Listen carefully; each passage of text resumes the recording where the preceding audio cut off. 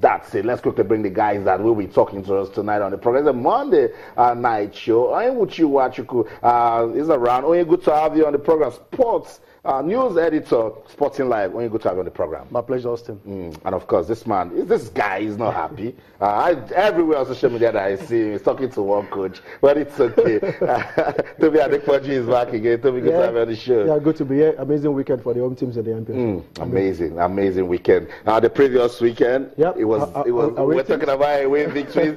So people were trying to make a noise, and I said, no, relax. We got away victories last week, and then the home teams are like, these guys can't travel the way and come here and defeat us. So that's the story. It's football. Anything can happen. Before we get into football, let's take a look at what's going on. You know, the ITTF World Championships is going on right now in Düsseldorf, Germany. Team Nigeria is there. Oh, another really palatable story. But for us, the comfort we get for other sports in this country is we say if they compete, it's good. But hey, players should compete well. Yeah, Austin, with the risk of sounding like a crack record, we keep on repeating the same thing. You know, our table tennis players are not finding it funny.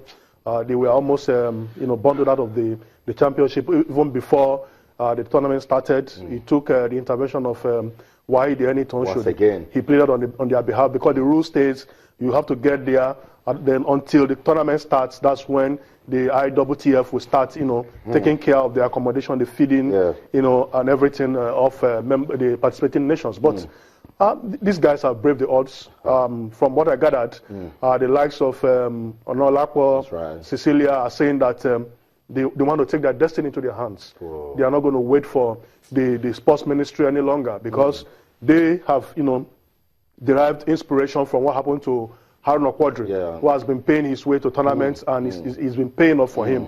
Mentally, when you prepare for a tournament and you're hoping that the ministry or the federation will at some point come to your rescue, and they don't do that. I mean, how are you going to, be psychologically prepared for? So they are saying that from after this tournament, they are going to be paying their way to other tournaments. I mean, it's heartbroken. And then I start wondering whether when he goes there, they will say he's representing the Federal Republic of Onaolapo. Because I mean, I don't get it. The same. Onye says is the broken. It's becoming unbearable. Yep. These guys pay their way to Germany, and the rule says that ITTF says we'll take care of accommodation and feeding, but your country should have taken care of it. So you come in and then you ease into it. It's as simple as that, but that's not their case. Toby, when you look at this, you start wondering, is it about national pride and glory anymore if you can go and be paying for yourself and represent country?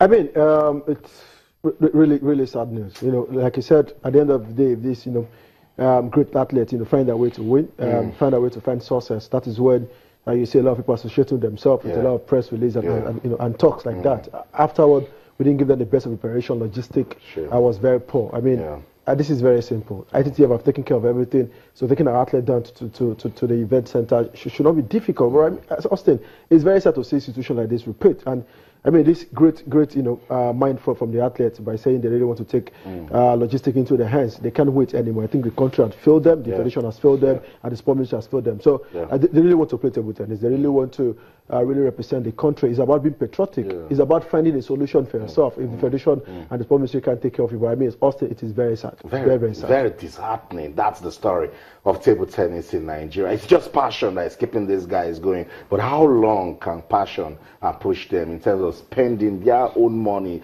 to represent their country? I still can't understand it. Anytime we can't even say president of the entity because the board has been dissolved. So again, passion telling him that he can't see these people that he nurtured suffering in Germany. I don't want to put myself in Oshodi's shoes. I mean, you are in an international tournament in Düsseldorf, Germany, the heart of Europe, top class administrators, and your table tennis players are, being embarrassed. These things are basic things that are taken for granted elsewhere in the world.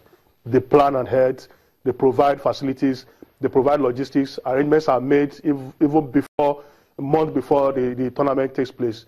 For such a man, and you are involved in with that kind of mess, what happens? You get embarrassed. I mean, that's why he had to beg on their behalf. Look at the future of these players. We already have Haruna Quadri, Segun Toriola is on his way out. He has done his bit. That's right. The likes of Onaolapo, they need a lot of support to get to the level where Quadri has reached. But if you don't give them the support, what happens to them? But good enough, these players have realized that they have to escape from the system. Yep. That is the only way out. So that's the story. The players, they have realized that it is their name that is called first before country. And so Olajide Omotayo and Ojo Onaolapo, they recorded opening day victories at the ITTF World Championship, defeating their opponents 4-0 in the men's single preliminary round. It was mixed feelings, mixed fortunes for African teams, but Nigeria are recording a victory there. So we'll be rooting for them and then hoping that this one that didn't start well in terms of preparation and logistics and planning, that it will end well for them, because that's the story of table tennis in Nigeria. Let's talk about season 9 of the Channels International Kids Cup. What a story we saw in that competition. And you know what? The story continues, because we are going to continue to monitor these stars. I mean, future champions. You were at the press conference that announced everything. You saw how enthusiastic the kids were, how passionate they were. It didn't just end there. They gave us amazing football. Yeah, Austin, I was moved, at that stage where you asked the young lads, to mix and shake hands. Some hug themselves. You could see pure, passion, pure the spirit of friendship. And this tournament has shown that everybody's a winner. Yes, we will congratulate African Church Primary School, but almost all the teams that participated went home, with one thing or the other, and it's good. And for me, most importantly is the social integration aspect. I agree. You said it. This is the first time it will go international, and teams from Benin Republic and Ghana. Look at the French, that guy from the captain of the when team. He picked when he greeted in French. That's right. Everybody, were impressed with the sign of courtesy. Yeah. So at this level, they are winning and they are imbibing the right values. So I think it's kudos for the Channels International Kids Cup. I totally agree with you, because football understands one language, and so when he came out, doing a lot of putting understand what he was saying, but he's just there to play. He wants to play. And we saw a lot of interesting results at the Channels Kids Cup. Let me get Toby talking. In the third place match, Toby was drama. Mowo from Delta State, they were taking on Ex-Planter Primary School from Ikorodu, Lagos. That's it right there. Mowo scored first, Ex-Planter equalized. The boys from Delta scored again. Ex-Planter equalized 2-2. And then to get Gops penalties, this charismatic goalkeeper, Favor Oluwadare. Peter Rufai says, look, this is one for the future. We should look at him. And that's what we're doing at this stage. We're already identifying talents. I mean, like you said, the most important thing is to monitor the progress of these kids. I mean, starting from primary school. Their progress is very, very important. We talk about Million Coleman for Rangers International, the 15 promises. These are one of the products from the China Kids Cup. You see the passion from the players. We've got talent here. I mean, their progress is very, very important. And it is also good to see most of these kids play in front of Ex-International. You talk about Peter Rufai, seeing quality in that goalkeeper already. We just to ensure that these kids are well nurtured. The progress is very, very important, and I mean these are kids for the future. I totally agree. It's one for the future, and that's the major objective of the Channels International Kids Cup: discover and nurture talents. We'll take a breather now. When we come back, we'll continue with the Channels Kids Cup and try to establish connection with our studios in Abuja. Shehu Diko, second vice president of the NFF, is standing by. Don't go anywhere. Stay. It's been well taken, and the goalkeeper is beaten,